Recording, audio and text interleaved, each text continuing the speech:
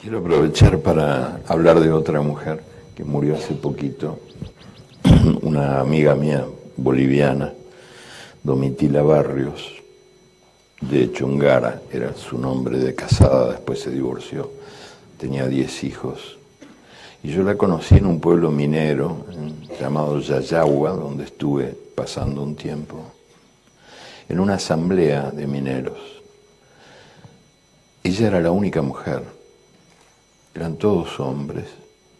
Me sorprendió encontrar una mujer en medio de aquel hombrerío y más me sorprendió verla en acción.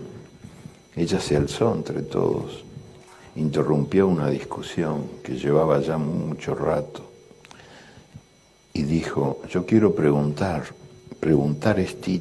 Estito quiero preguntar, ¿cuál es nuestro enemigo principal? Y entonces se alzaron voces que decían: la burguesía, la oligarquía, el ejército, la tecnocracia. Y ella corrigió: no, compañeros, no. Nuestro enemigo principal es el miedo y lo llevamos adentro.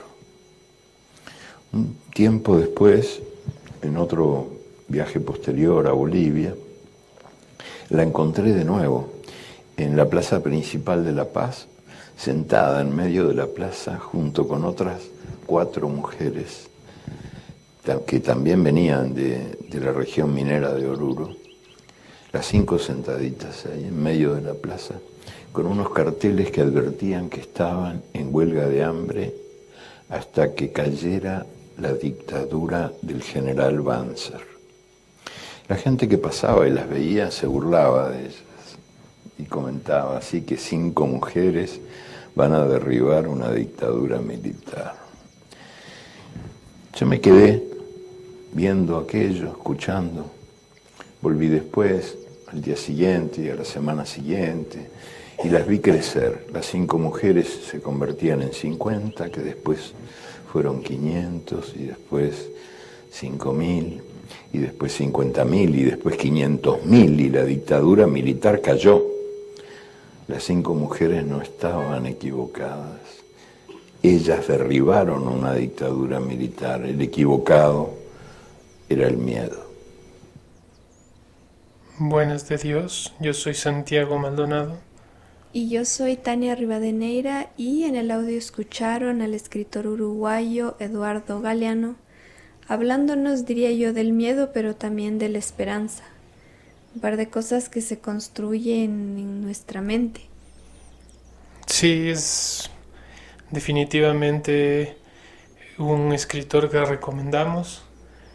Es uno de los escritores que más me gusta.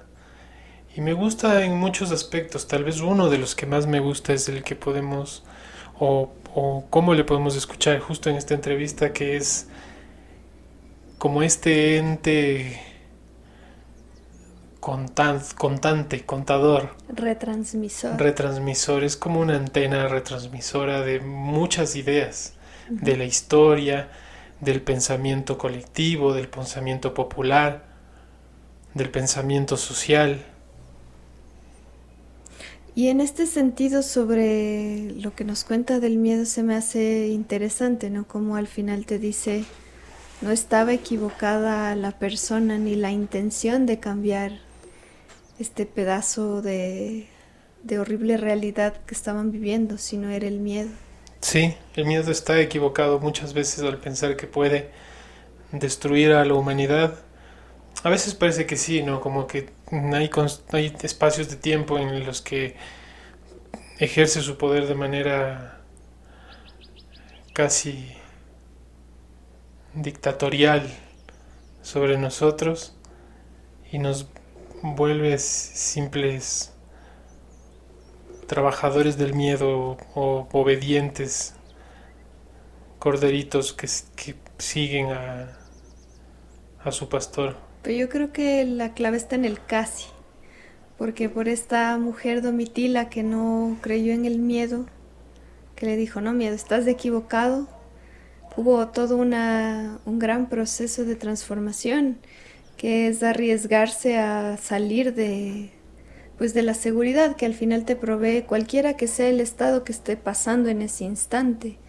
Es decir, de alguna forma, aún en un proceso, en un estado dictatorial, de alguna forma estás confortado porque estás siguiendo las reglas, estás manteniéndote dentro de lo establecido. Romper con el miedo, con estas situaciones, es oponerte a ese estado y es un riesgo muy grande. Sabemos lo que pasó en todas las dictaduras y lo horribles que son, pero sin esta gente que se arriesga cada vez, en cada circunstancia, las cosas no cambiarían. Sí, por eso la historia nos ha demostrado que para la humanidad siempre será un casi. Uh-huh. Hay alguien que se atreve, siempre han existido y me imagino que siempre existirán.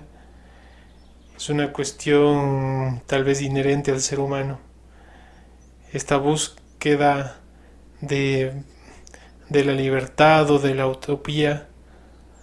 Eduardo Galeano tiene justamente un audio bien interesante sobre la utopía, en el que él narra la respuesta que dio uno de sus compañeros pensadores filósofos con respecto a la pregunta de por qué sentido tiene la utopía.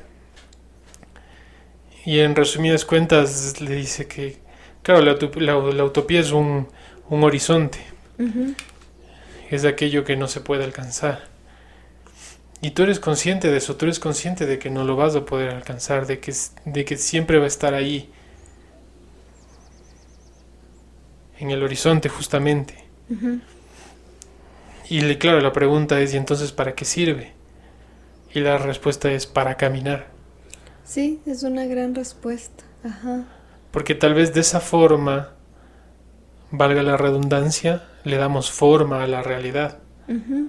Sí, en ese sentido es realmente interesante pensar que la realidad es tanto esta cosa que estás viviendo como este camino que esperas que exista, o mejor dicho, como este horizonte que esperas que exista, como el camino que estás generando para hacer de puente entre el presente y el futuro. La realidad es como esta cosa compleja que está enredada entre muchos tiempos, muchas realidades, muchas percepciones también, porque lo que nos dice Eduardo Galeano era válido en su tiempo y para el momento.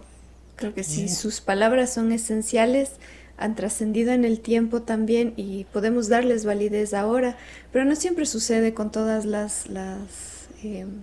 con todas las palabras sabias o todas las percepciones sabias del...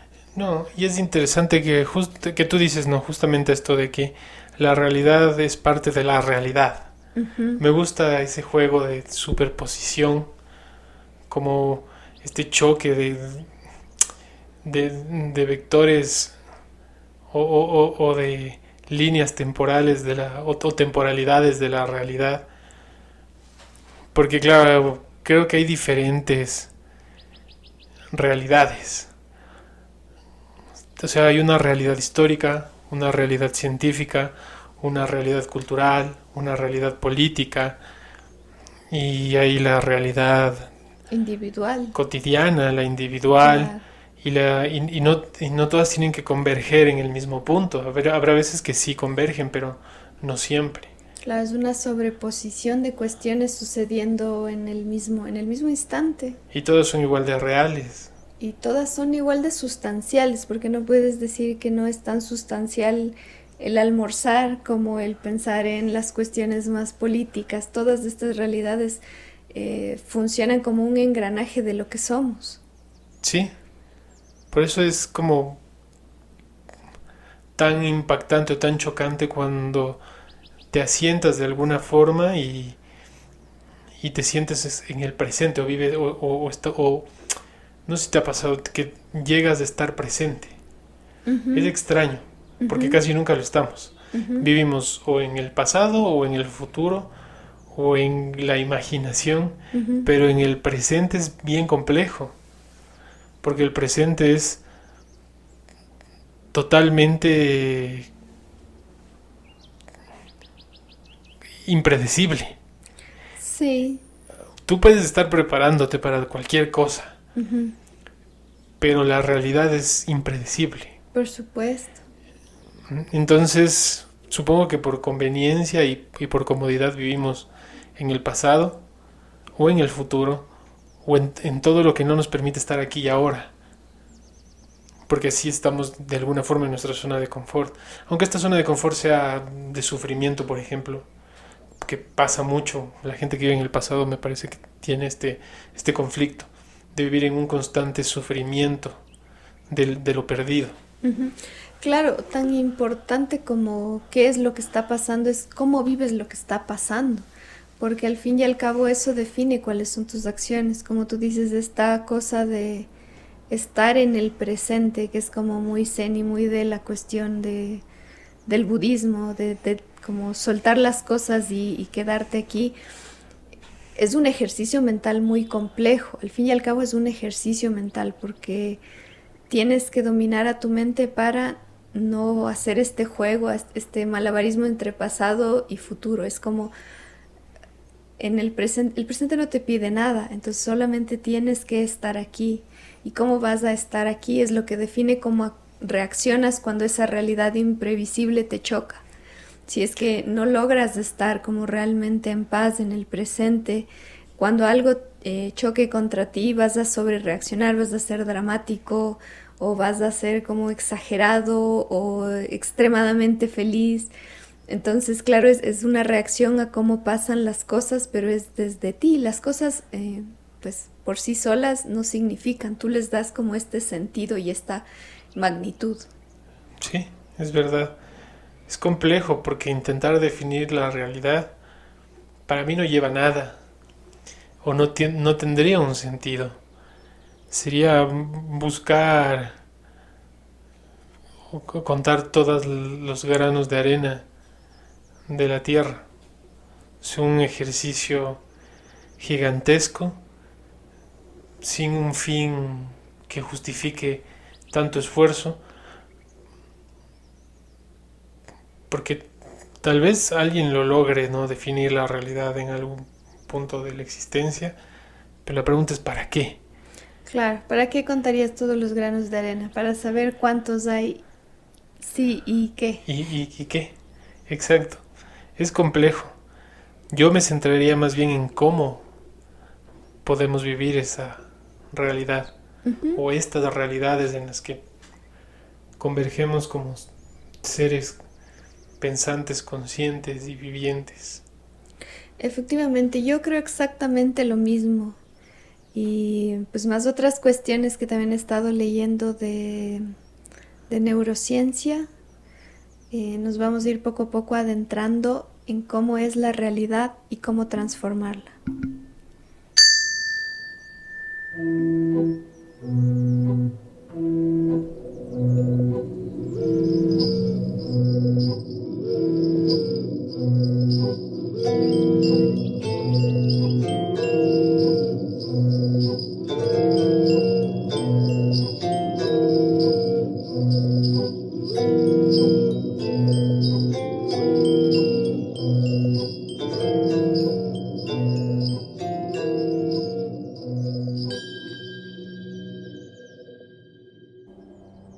Hoy nos sentamos un momento, dejamos reposar el cuerpo para que nuestra voz y nuestra mente se muevan libremente, sin rumbo fijo, para que naveguen gustosas entre memorias, cuentos, historias, mitos, poemas, desazones y saberes.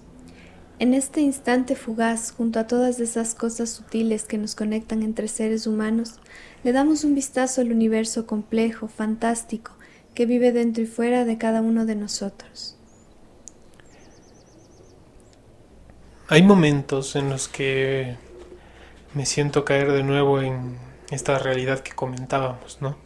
Esta realidad de dolor, angustia y desesperanza que nos suelen imponer las instituciones de poder. Y de repente uno se encuentra con su amigo, saluda a su vecino, recibe el cariño de sus seres queridos, lee un libro en el metro, ve una buena película, se ríe, canta con el corazón, recibe la sonrisa de un desconocido, se come una rica sopa, juega con los perros, huele la flor de limón, Le da el sol en la cara, el viento le vuela el sombrero, o en resumen, simplemente se permite vivir cada instante. Ahí uno se da cuenta que lo real es momentáneo, etéreo e irrepetible. Lo real se siente y se vive. Bien decía Facundo Cabral, no estás deprimido, estás distraído. Por eso crees que perdiste algo, lo que es imposible, porque todo te fue dado. No hiciste ni un solo pelo de tu cabeza, por lo tanto no puedes ser dueño de nada. Creo que la realidad es este punto intangible en nuestras vidas en el que estamos constantemente, pero a veces parece que nos perdemos. Hay un poemita de Cecilia Meireles que creo que puede cerrar un poco la idea. Se llama Mapa Falso. ¿Cuántas cosas pensé que eran sublimes, merecedoras de abundantes lágrimas? ¿Cuáles eran? Las lágrimas del recuerdo y las pensativas planicies por donde extendieron sus largos ríos, mas no llevan ninguna voz esas aguas. Todo fue ahogado y sepultado. Mayores que las cosas lloradas eran las lágrimas que las lloraron, y a distancia su imagen es una soledad ya sin sentido, mapa falso que nuestro viaje abandona, pues vamos siempre más allá de todo, más lejos.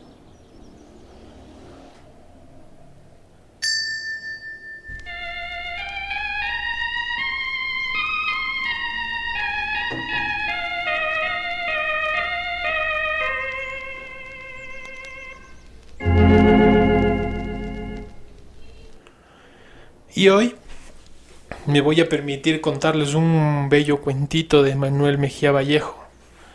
Un bello cuentito que tal vez nos permita pensar y cuestionarnos qué es lo real y hasta dónde puede uno manejar la realidad. Se llama La pesca milagrosa. ¿Qué vas a hacer?, preguntaron a Roberto en la plaza de Balandú, frío y sol en su sueño. Voy a pescar, respondió ajustando sus aparejos.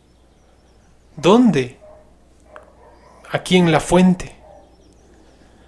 De bronce la fuente caedora sobre el pequeño charco limpio, 10 centímetros de profundidad en piedra labrada, con lama de años retenidos. ¿Pescar allí?, le preguntaron. Lo querían. Se burlaron, pero lo respetaban. Roberto inventaba la vida, le sobaba sus mejores flancos. Aquí, dijo y tiró el anzuelo. Se reunieron muchos para seguirle la corriente, echando risas y bromas al aire quieto, pero Roberto no miró la extrañeza ni la burla del pueblo y arrojó el anzuelo en sereno desparpajo. Sonreían. Él miraba el agua pequeña de la fuente. ¡Una trucha!, exclamaron muchas voces al tiempo, cuando vieron brincar la trucha al extremo de la caña encordada. Roberto recuperó la cuerda, despegó el pez cuidadosamente. 2 libras y media, si acaso, dijo y lo devolvió con suavidad al agua. El pez y él desaparecieron, uno por el agua sin profundidad, el otro calle arriba, silencioso y lento.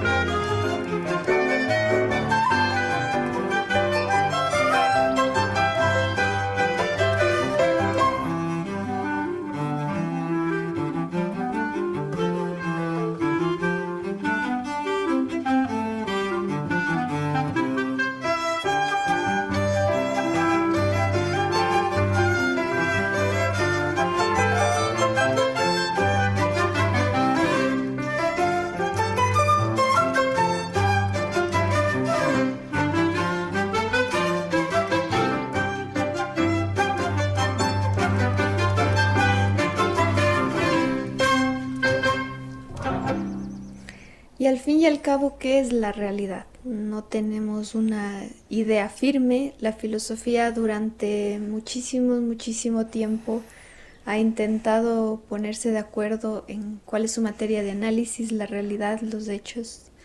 Si acaso creo que la neurociencia es quizás la que más cerca está de dar una respuesta desde lo físico, digamos, desde lo que nos ata a este mundo que es nuestro cuerpo. Puedo hacer un pequeño paréntesis, porque me vino con esto de la neurociencia, que se me hizo muy interesante, que te conté de esta psicóloga que hablaba de que la psicología siempre ha querido tener una posición importante dentro de lo científico. Y lo ha buscado justamente a través de los métodos en los que este apartado, ¿cómo llamarías de la psicología? Un apartado filosófico, técnico. Pues es una ciencia Es que ahí es de donde quiero llegar. tendiente hacia lo humano. Claro, dice, bueno, la psicología siempre ha buscado ser avalada por la ciencia. Antes lo intentó desde la biología, pero no lo logró. Y ahora lo está intentando desde la neurociencia. Y tampoco lo ha logrado.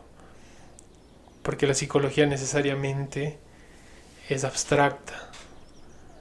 Porque habla de lo que acontece en tu cerebro.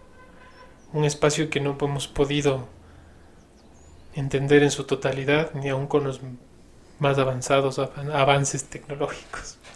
Era interesante, estaba escuchando la descripción de, bueno, cómo construye el cerebro la realidad.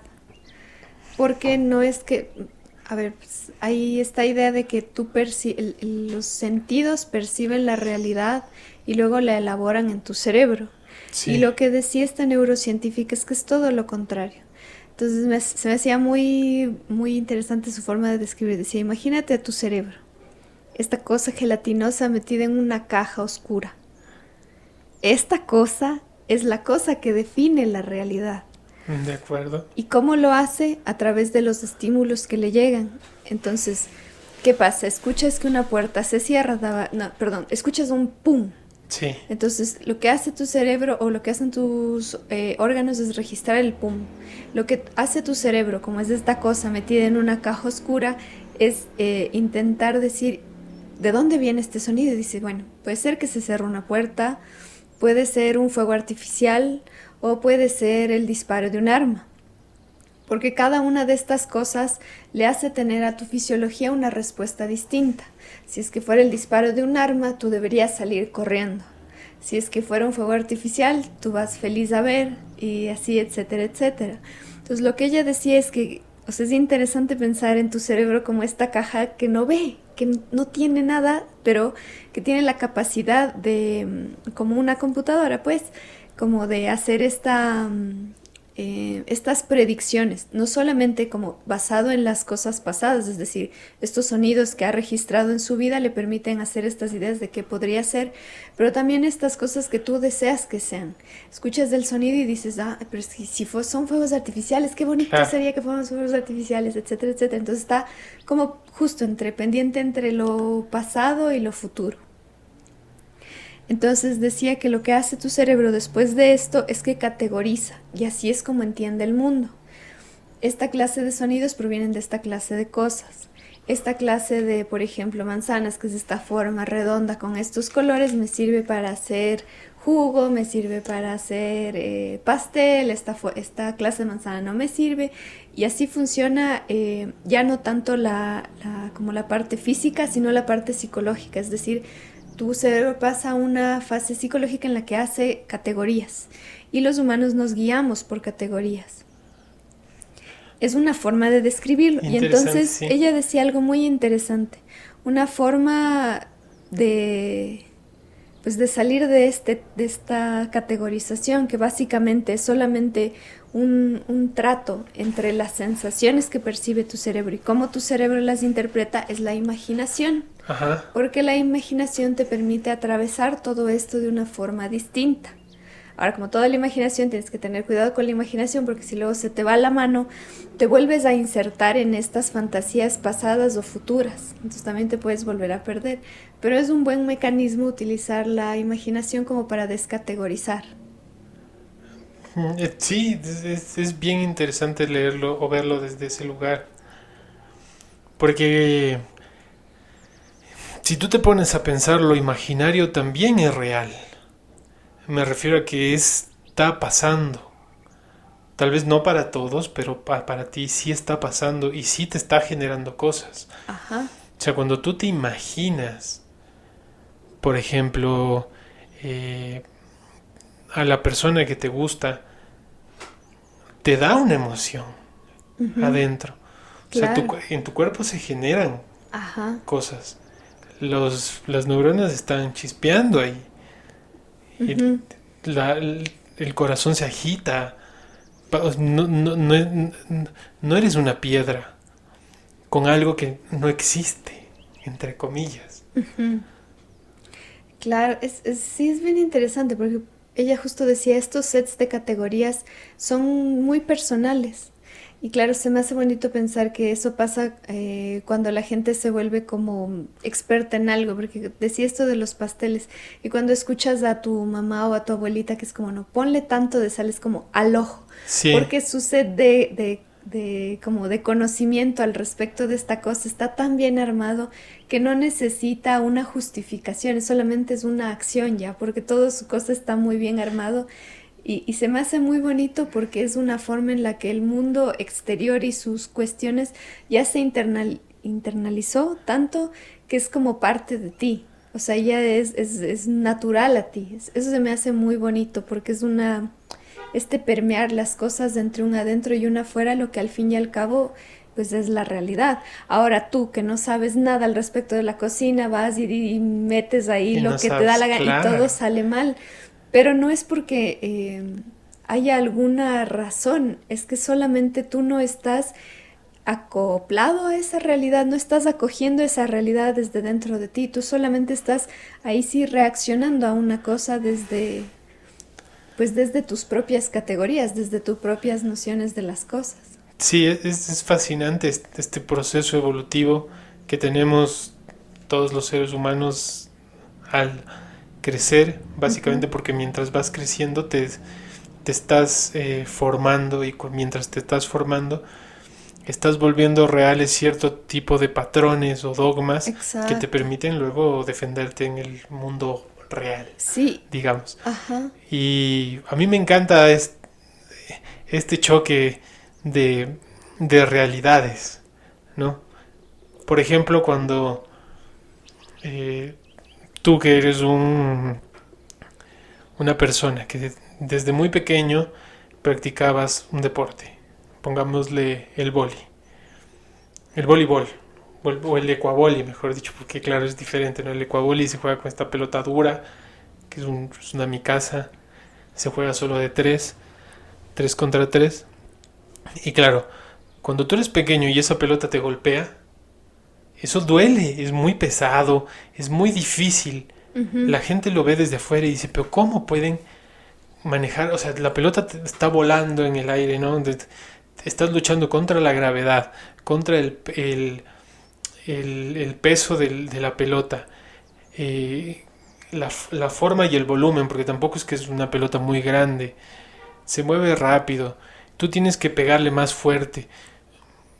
Cuando tú lo ves desde afuera como espectador es muy complejo entender el funcionamiento del deporte como tal. Ujú. Y cuando lo empiezas a practicar es igual de complejo. Te da miedo que te pegue. En un inicio la pelota va hacia ti y tú no sabes cómo reaccionar. Supongo que esto pasa igual cuando manejas bicicleta o cuando aprendes a manejar el carro o lo que sea, que es lo mismo, tus reflejos no están empezando recién a entender la realidad de la situación Ujú. y por ende les toma unos segundos llegar al objetivo. Pero pasa el tiempo y luego para ti es muy fácil, pero no es tan fácil de explicar. Claro. Porque tú le dices, bueno, es que es así, Ujú. hazlo así. Como Ujú. tú dices, no, pero ponle un poquito. El que no sabes, pero ¿cuánto es un poquito? Ujú. Un poquito es una cuchara, media cuchara pequeña, Claro, es una medida universal individual, porque todo el mundo entiende el un poquito, pero no es el mismo una poquito cucharita, para todos. ¿qué es una cucharita? Ujú. Y de repente tú lo intentas y claro, al vivir en una sociedad que, que castiga mucho el error, ¿no? Porque aquí no les gusta a las entidades de poder que uno se equivoque. No, eso no puede pasar. Uno no puede equivocarse, no tiene que ser, todo tiene que ser perfecto, tienen que hacer las cosas bien. Pero qué tontos, ¿no? Al pensar de esa forma. Porque lo que tú estás queriendo hacer es autómatas, no seres conscientes. O sea, no buenos trabajadores que hagan lo que hacen por gusto y amor, sino meros, meros. Eh, sí, claro, la realidad es, yo creo, una demanda constante de conciencia. Siempre tienes que estar como atento a las cosas que van pasando.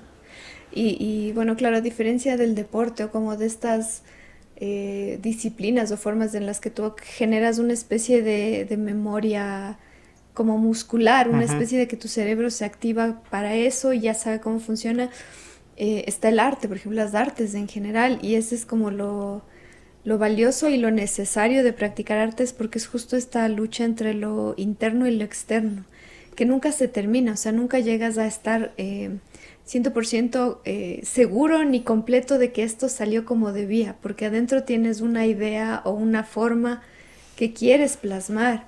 Entonces es interesante porque generalmente recibimos los estímulos, pero sacar los estímulos es increíble y por eso Es el magia. arte, ajá, es magia y por eso el arte es tan valioso y tan importante porque es generar justo una realidad desde la imaginación, desde donde confluyen como un montón de categorías y de estas sobreposiciones de realidad que decíamos, es decir, lo mismo tienes hambre, que necesitas color azul, que parece que la composición está mal, que mañana tienes que pagar el SRI y mientras tanto estás haciendo todo esto.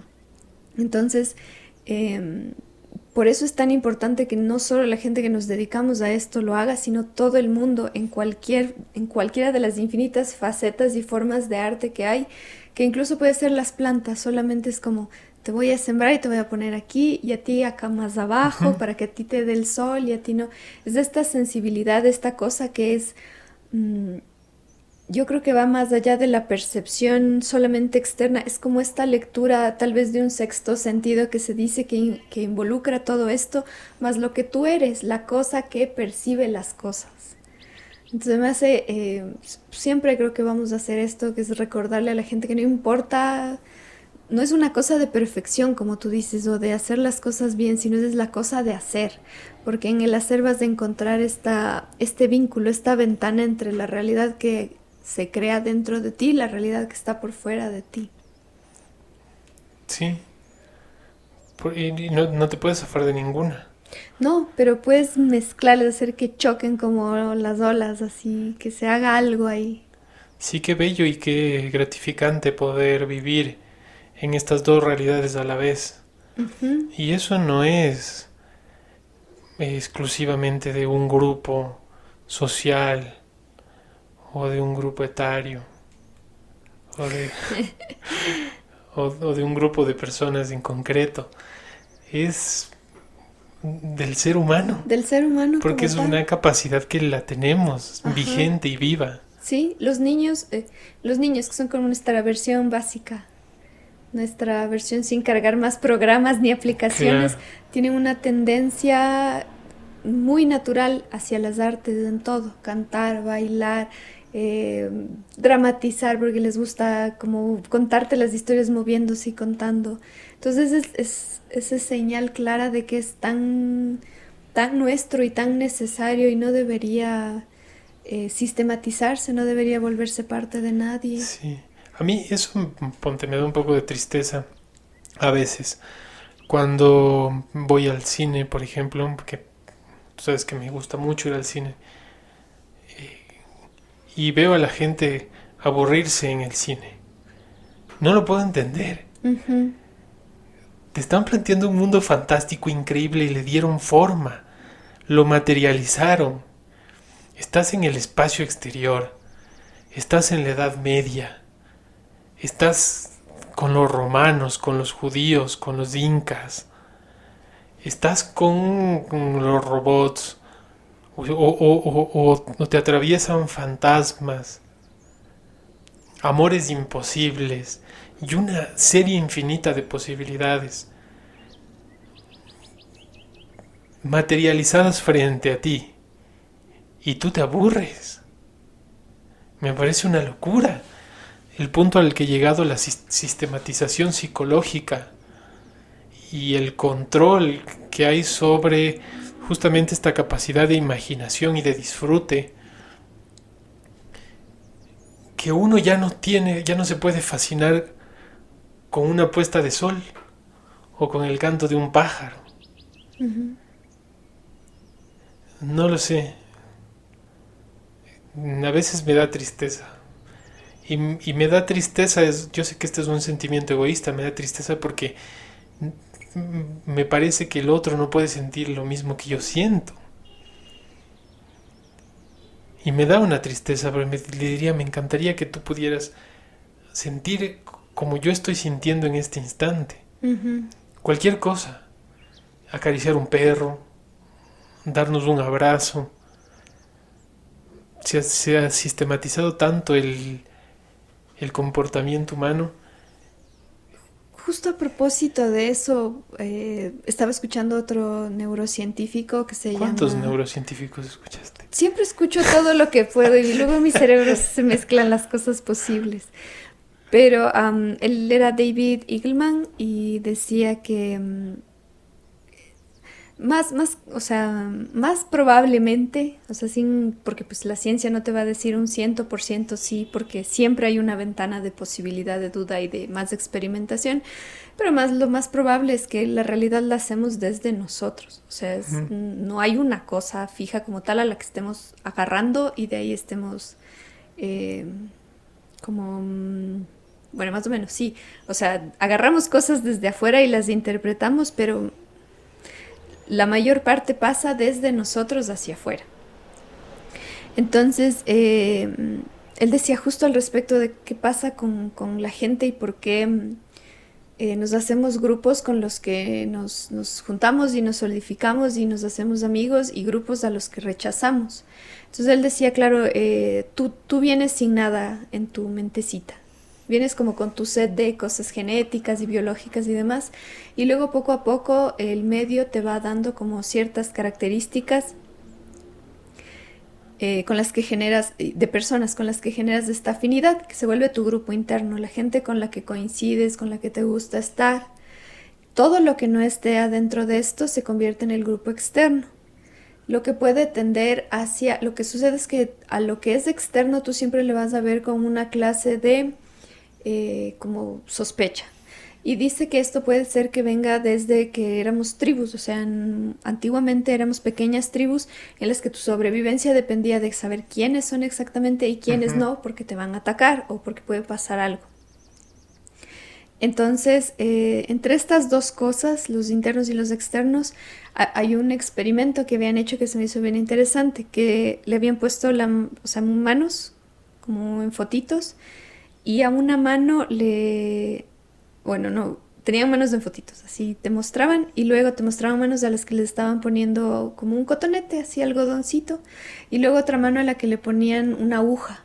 Entonces, que cuando hacían esto, a la gente, tu cerebro hacía como la reacción de ¡ay, ay, ay! Claro, como que me está doliendo dolor, también. Ajá. Y luego hicieron lo mismo, pusieron estos sets de manos, pero les pusieron cristiano, musulmán, judío, y así como de distintas categorías religiosas. Y sucedía que cuando a la gente le pinchaban, pero era de tu misma credo, la gente reaccionaba. Pero cuando era de un credo distinto, no reaccionaba. Entonces imagínate el peso de una palabra, de una cuestión que es completamente subjetiva, pero que hemos hecho tan pesada que tiene un cambio en la forma en la que nuestra sinapsis, o sea, algo tangible sucede. Sí, sí, o sea, es complejo todo eso, porque hemos llegado a un punto yo creo que confort. Sartre tenía una frase algo así como vivimos en una época en la que sabemos todo, pero nos olvidamos cómo vivir. Es una cosa así. O sea, sabemos cómo explicarlo todo, pero no sabemos cómo vivir. No sé, bueno, va más o menos por ahí. Uh-huh. Y claro, es eso, llegamos a tener tal control sobre todo lo que nos rodea, pero de manera externa, no interna, sino de manera externa, que todo lo que nos rodea y afecta a lo interno se vuelve conflictivo, porque no somos capaces de asumir esa presión, Uh-huh. porque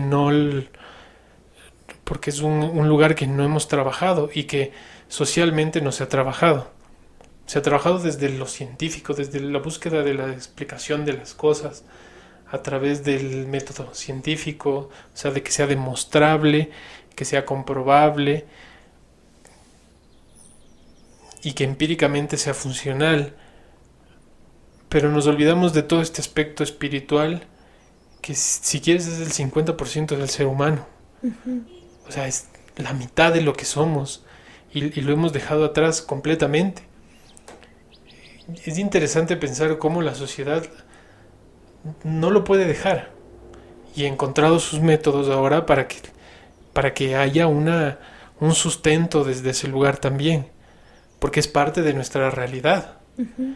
Entonces, claro, ahora es una época un poco loca dentro de los aspectos esotéricos, porque lo mismo tienes la vuelta de una religiosidad reaccionaria y muy conservadora, y tienes un movimiento de las nuevas brujas dentro de la mentalidad del feminismo, dentro de esta postura política, y tienes a mucha gente que cree en la astrología, y tienes en el otro extremo a los que son tan cientificistas que nada que no sea medible o comprobable o justificable tiene sentido. Y todo esto solo hablando de este aspecto espiritual, de este aspecto en el que en un principio, porque eso también hay que entenderlo, la raíz de las cosas, en el que en un principio cumplía la función la religión, ¿no? Que era de religar, de arrejuntarnos de nuevo en una sola cuerda tensada en la que todas nuestras intenciones puedan converger. Pero esto no es una dictadura ideológica, es una búsqueda de autoconocimiento que nos permita conectar con el otro. Yo pienso que ahí es, claro, no hay como en Los Simpson que te dicen que al final entre la guerra entre la ciencia y la religión se dictamina que cada una se quede por su lado, porque claro, mezclar las dos cosas es problemático porque se unen territorios que tienen objetivos distintos. Sin embargo, yo creo que es interesante cuando convergen y cuando se colaboran la una a la otra. No sé si es que has escuchado, o tal vez sí, a muchos científicos que llegan a, sobre todo físicos teóricos, ¿no? Que buscan como en lo más profundo de las cuestiones físicas y llegan a una cuestión que suena bastante religiosa. O sea, realmente si lo Sí. escuchas sin átomos y sin números, suena algo muy, realmente un mensaje mucho más espiritual. Entonces a mí se me hace interesante que si hay una forma en la que las dos cosas te pueden dar, pues como decimos, la realidad es tan compleja que sí te puedes agarrar desde más lados para poder entender mejor las cosas. Pero ¿sabes? Es interesante esto que dices, y perdón que te corte, pero no me quiero perder del tema del... Una vez que estaba conversando justamente con un físico teórico y él me planteaba el funcionamiento de de los astros, porque estábamos conversando sobre cosas, ¿no? Imagínate, yo ahí con mis demencias sobre la simbología y, y, y el ser humano, y él intentándome explicar de manera sentencial el movimiento de los astros. Y llegado a un punto, él hablaba sobre esta fuerza inconexa, o sea, perdón, esta fuerza que conecta a todo ente dentro del universo, pero que es invisible, que es la materia oscura, o sea, este espacio vacío que no tiene forma de explicarse y que hay muchos estudios que lo que están buscando es llegar a entender qué no es, existe, o sea, qué pasa ahí. Y claro, yo le regreso a ver y le digo, pero tú me estás diciendo que existe algo que conecta a todo. Me dice, sí. Pero ese algo no se puede ver, no se puede tocar, no se puede oír y no se puede comprobar su existencia. Me dice, bueno, sí, pero es que la ciencia... Y yo en mi mente solo pensaba, bueno, estamos hablando de lo mismo, solo que desde dos perspectivas distintas. Claro. Ajá. Era eso, perdón. No, sí, es bien interesante. Entonces, claro, me iba por el territorio a través del señor Igelman, que decía, bueno, si ya sabes que tu cerebro es así, hay formas en las que tú puedes, porque al final tu cerebro, toda tu vida es muy plástico. No es que llegas a tener, pues antes se pensaba que llegabas a tener un set de conocimientos y que pues más o menos iba por ahí, y cuando ibas envejeciendo eso solo iba en decadencia y nos vimos. Pero se descubre pues que el cerebro es mucho más plástico todo el tiempo, dependiendo de las situaciones, de lo que pasa, la forma en la que se hacen las conexiones no es determinante, o sea, siempre pueden cambiar y siempre pueden renovarse y siempre pueden hacerse de otra forma. Entonces él decía que esta cualidad plástica de tu cerebro, pues tú le puedes ayudar. Y lo que puedes hacer en este caso es saber que tu mente, desde esto que nos cuenta él, de que tenemos un grupo al que nos juntamos y otro grupo al que rechazamos, es saber que tu cerebro tiene este prejuicio. Tú de entrada dite, bueno, pues yo soy prejuicioso, sin mal, está bien. Cosa que sí, que todos porque somos. Todos lo somos. Sí. Exacto, entonces decía, esto es lo primero, así como quitarle el velo a la realidad. Sí, o esa realidad que nos hemos... Sí. ¿Cómo decir? Que nos hemos creído. Ajá. O sea, nosotros mismos nos contamos una historia falsa y luego la creemos y luego la defendemos. Sí. Y la defendemos a capa y espada. Claro, y buscamos la forma de sostenerla en lugar de hacer el mejor proceso, que es decir, mira, tú estás lleno de prejuicios. Entonces, como ya vas por ahí, ándate con cuidado, porque puede que ser muchas de las cosas que tú ves, las estás viendo detrás de ese velo. Entonces él decía, por ejemplo, que en una orquesta sinfónica de no me acuerdo dónde, empezaron a hacer las audiciones atrás de una cortina, de tal manera que los jueces solamente escuchaban quién tocaba y juzgaban por lo que ameritaba para eso, que es que suene bien, que suene con sentimiento, con emoción, y no que digas, puf, esta es mujer, esta es una persona trans, esta es una persona afro. No, entonces decidieron que para evitar estos prejuicios vamos a poner una cortina para sacar la verdad de lo que nos importa.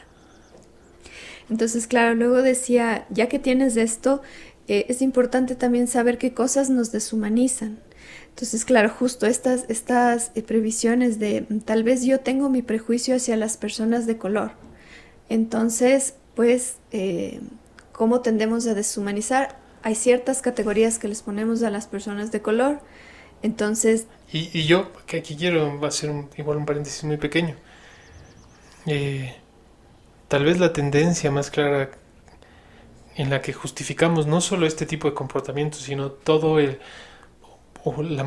muchos de los comportamientos desagradables de nuestro propio ser es a través del humor.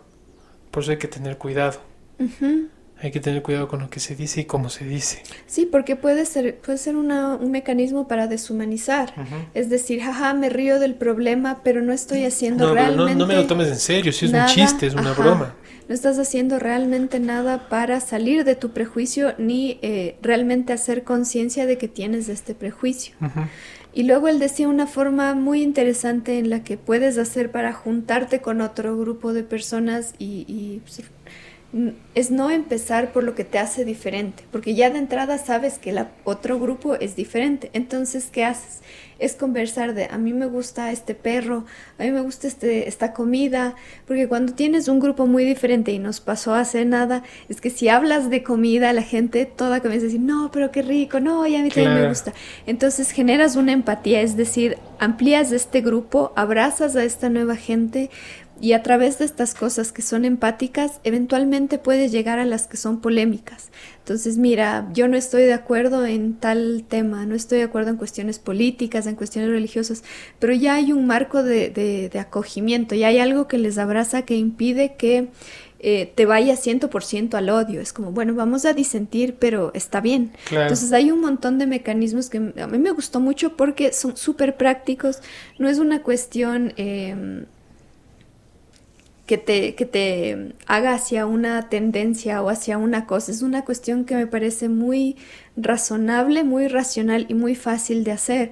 Cuando te encuentres en una situación en la que tú dices, ay, pero ¿cómo le odio? Empieza a decir, bueno, y tú tienes prejuicios, entonces ¿por qué odias? No le deshumanices, no le odies. Son como cosas muy sencillas como para develar estas capas y saber que tú eres esto también y que no está mal ser prejuicioso porque todos lo somos, que a veces deshumanizamos. Cuando alguien te hace enojar mucho, le deshumanices un montón y es como que lo mato, pero estás deshumanizando. Entonces no es un cortar así como educarle a la gente, sino es hacerle poco a poco ir teniendo conciencia de cómo son los otros y cómo eres tú. Sí, porque digamos que si es que algo hemos conseguido como humanidad es entendernos a través del diálogo. Y no es muy difícil. A veces lo único que necesitas es saber escuchar.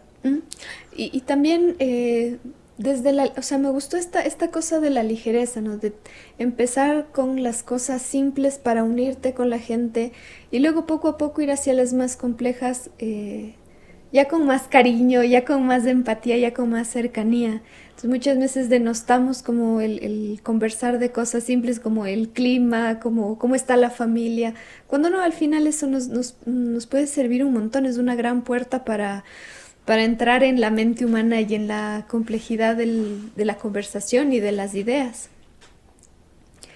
Ajá, entonces también, bueno, ya después de todos los neurocientíficos, se me venía, pues, claro, esta cosa se me venía un poco lo de Galeano, ¿no? Con la cuestión del miedo y claro, ¿qué hace estos prejuicios? ¿Qué hacen por nosotros? Entonces justo me apareció en Facebook un pedacito de una cosa de Damien Echols. Damien Echols es este chico que viene de este caso que se llaman Los Tres de West Memphis, que es un caso que pasó en el 93, en el que asesinaron a 3 niños en una forma que parecía un asesinato ritual. En este pueblo, que era un pueblo muy pequeño, los más raritos, porque escuchaban heavy metal y les gustaba como cosas satánicas y ocultistas, eran 3 chicos. Entre ellos uno era Damien Echols. Entonces, pues estos 3 fueron a dar Los con más sus fáciles de apuntar. cuerpecitos. Ajá, eran unos Claro. adolescentes apenas.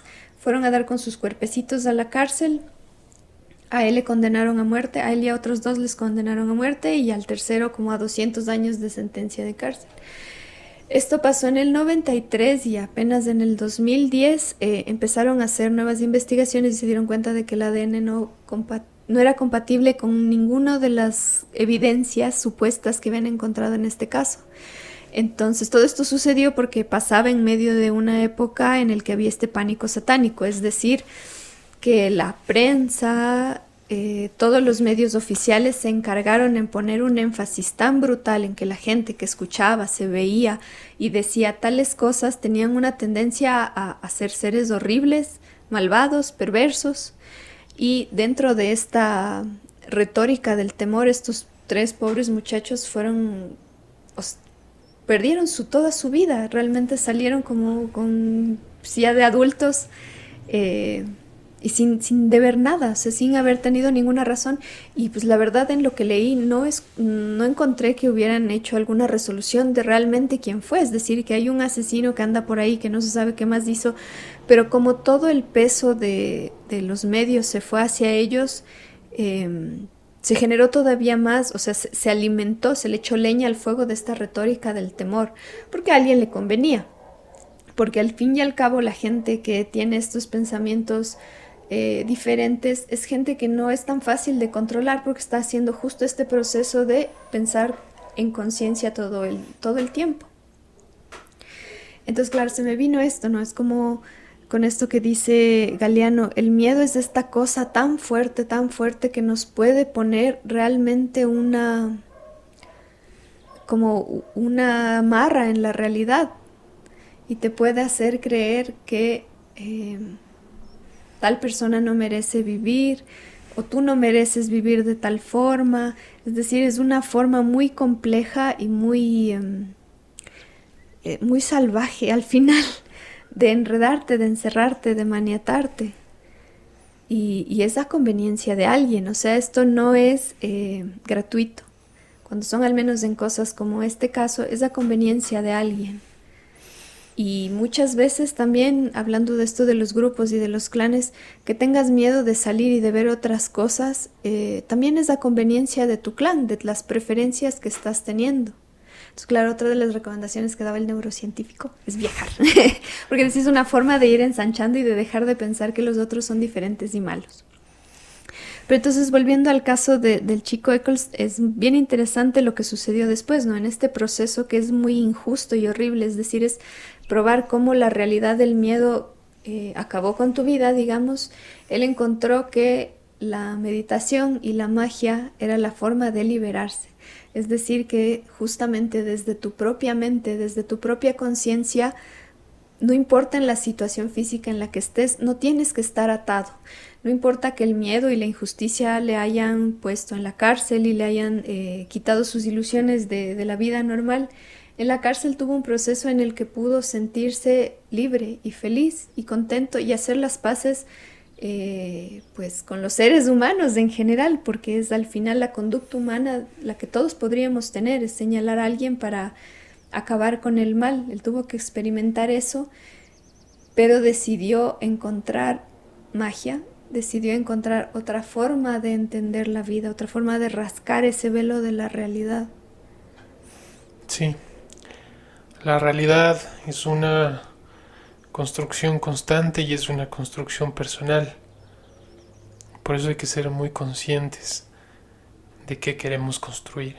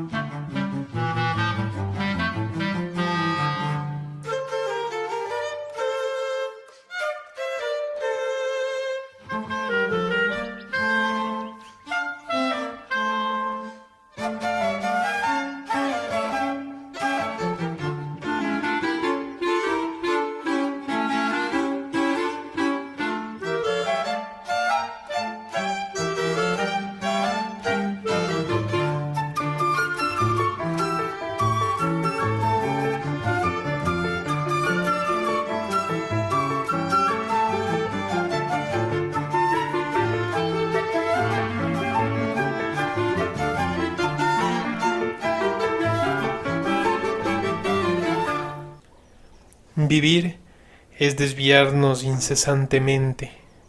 De tal manera nos desviamos que la confusión nos impide saber de qué nos estamos desviando. Franz Kafka. Me voy a ir un momento por la tangente para recuperar unas palabras de Damien Eccles. La magia no es un camino para seguidores, es un camino para quienes preguntan, buscan y cualquiera que tengan problemas para conformarse con dogmas y respuestas preformuladas. La magia es para aquellos que sienten el deseo de quitar la superficie de la realidad y ver lo que hay debajo. Como varias formas de misticismo perseguidas, la magia promueve el contacto directo con la fuente de la creación. Y recupero sus palabras porque coincido con su afirmación y su afición por la magia en este sentido. Pues soy gran creyente de que las personas tenemos este don para curiosear y preguntarnos cosas todo el tiempo. Desde las cosas más superficiales hasta las más profundas. En todo hay algo importante, interesante. No importa si llegamos a una conclusión absoluta, pues los absolutismos más bien son para los cortos de mente. Lo importante es darle a nuestra mente, a nuestro espíritu, razones, versiones, que los ensanchen, que hagan que ejerciten el juicio consciente y sensible de lo que pasa en el exterior, así como el respeto a las ideas y versiones de los otros seres humanos. Solo de esa forma podemos protegernos como individuos y como sociedad y evitar que percibamos la realidad con miedo, con locura, con odio entre nosotros, hermanos de naturaleza.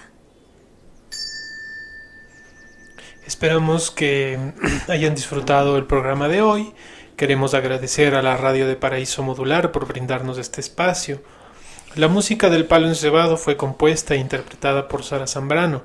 Las melodías que acompañan el programa pertenecen al disco Inmortales del ensamble de cámara Intempore, versión y arreglo por Leonardo Cárdenas. Les invitamos a seguirnos en nuestras redes sociales como @elpaloencebado en Instagram y en Facebook como el Taller Las Manos del Diablo.